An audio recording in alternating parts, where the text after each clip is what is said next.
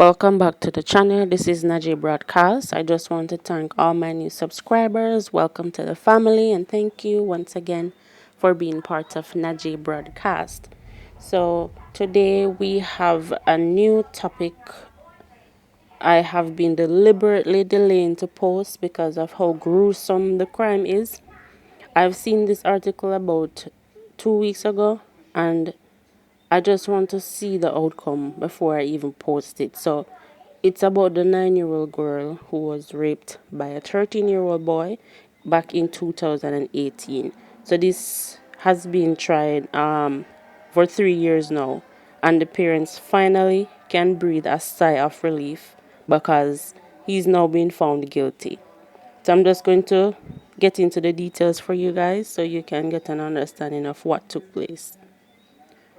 Westmoreland, Jamaica, the teenage boy accused of raping, buggering, and strangling to death a 9-year-old girl in 2018 has been found guilty on all 3 counts of rape, buggery, and murder. Thank you, Jesus. The judgment was handed down a short while ago in the Westmoreland Circuit Court by a 6-member jury. Look at that, 6 of them have to determine if this boy guilty or not.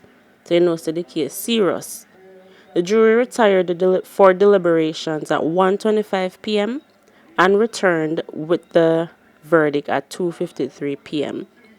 According to Justice Courtney, Day research will have to be done determine the approach to taking sentencing the accused.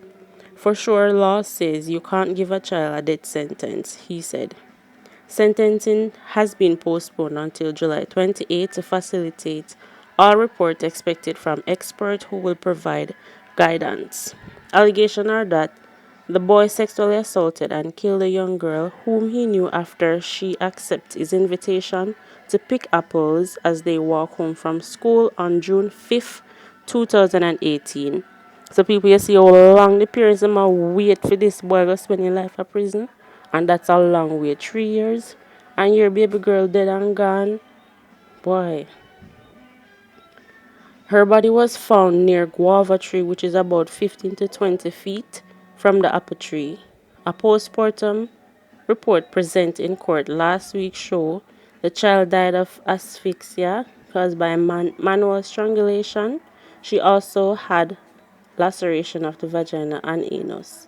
The boy, now 17, was 13 at the time incident allegedly occurred. So you can see them actually know each other. She actually trusts him enough to go apples with him, right? And at the time, about few weeks ago when I read the article, when this boy, 17-year-old now, figured that him don't have no way out of this case. Him try life himself out of the situation by saying that 2 men had sex with the 9-year-old before he did. Now they did their investigation because the girl anus and her vagina have been swabbed and it was confirmed that she was buggered and raped. The reports that were gathered from the evidence of the swab is that the DNA of the now 17-year-old male accused of rape and buggering the 9-year-old girl was found in the deceased's anus. According to the Gleaner, the last witness in the case was Crystal B. Pott, the chief of the DNA unit and Institute of Forensic Science and Legal Medicine, who testified via video today, June 29, in Westmoreland Circuit Court. B. Put report that based on the findings from the samples taken from the boy's underpants, swab from his fingernails, as well as anal swabs from the deceased victim, his DNA was found in her anus. She, however, clarified that this to say the DNA found cannot be used to determine that the accused is the source, though it is 1 in 175 quadrillion chance that another person in the country has the same DNA profile as the accused. So, what we get from this, he is the only person that has sex with this girl. He's just lying to find his way out, which there was no way out. I also heard based on social media that he was blaming it on his dad, that the underpants wasn't his, but it's his father's. So look at that. This 13-year-old is finding all sorts of way he can get himself out the mess that he creates. The girl is not only dead, she was raped, so she went through an ordeal before she actually got strangled during the course. Right? Her father said that he had to go and look at her body and her tongue was out of her head. So imagine that's what the last scene he will have in his head for the rest of his life of how his daughter was killed or the condition she was in. It wasn't pleasant. Condolences to the family, but we just hope they give this boy a good sentence. B put state that a familiar sample was again conducted, which subsequently produced two mixed DNA profiles. She outlined that based on assessment, it showed that they were from at least two individuals.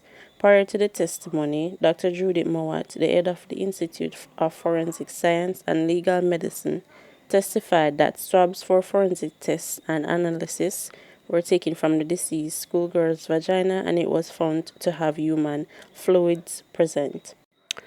During a question and answer session in the presence of his lawyers, the teenage boy told the court that two other men sexually molested the girl before he did.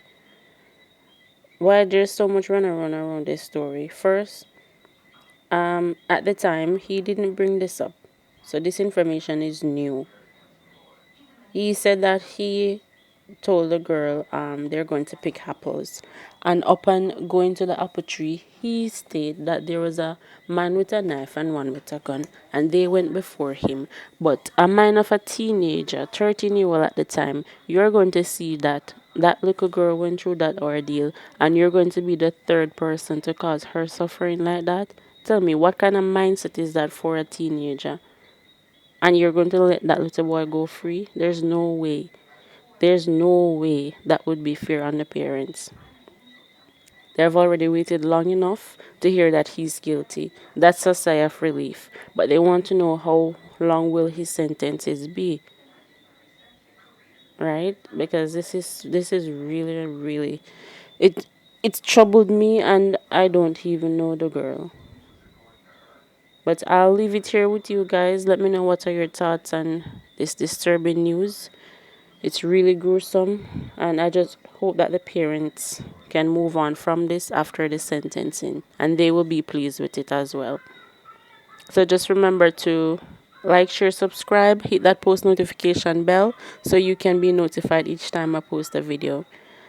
Thank you for tuning in again. Until next time.